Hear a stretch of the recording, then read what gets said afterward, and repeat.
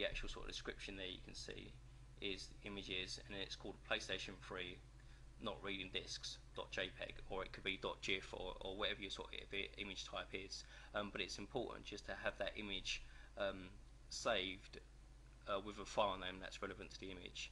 It helps sort of Google understand the content on the page, and it's also can be quite handy if you've got quite a lot of images.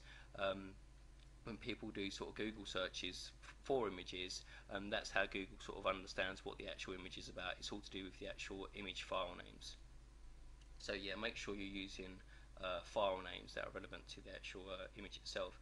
And the only exception to that is if you have sort of navigation sort of images, it's not really sort of relevant to have proper sort of file names for those, because it will just sort of cause confusion basically. So we just got, you know, this promotions image here, feedback, social, and sort of constant repairs. These images are not really sort of, you don't have to include a file name. You know, just have it nav1, nav2 would be sort of perfectly adequate. Going back to the sort of main image here that we sort of just discussed the actual sort of file name of the image, and the next thing that you sort of want to include is called the alt text of the image. And you can see just at the sort of the bottom here, and I'll try and sort of show it here as well. The alt text of this particular image here, you can just see it up here, is an example of PlayStation 3 that will not read discs. There's also a typo just there. Let's fix that as well. Yeah, so you've got the actual sort of file name of the image, and then the next thing you want to include is the alt tag.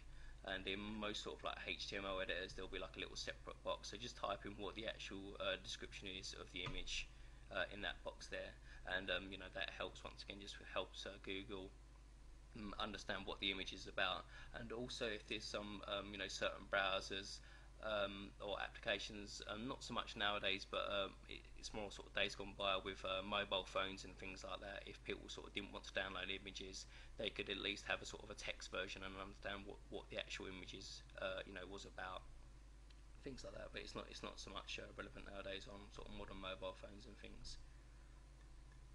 Okay, so that's it for the images. Okay, so thanks for watching this video. I hope you can employ some of these tips and techniques within your website.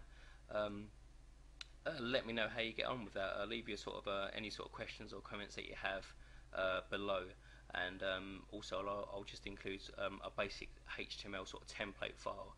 So the things that were discussed with the actual page titles, descriptions, keywords, and bits and bobs, I'll just include a very basic file so you can sort of use that as a template and incorporate that into your actual website pages. Okay, thanks for watching. Leave your comments, and I'll get back to you soon. Bye.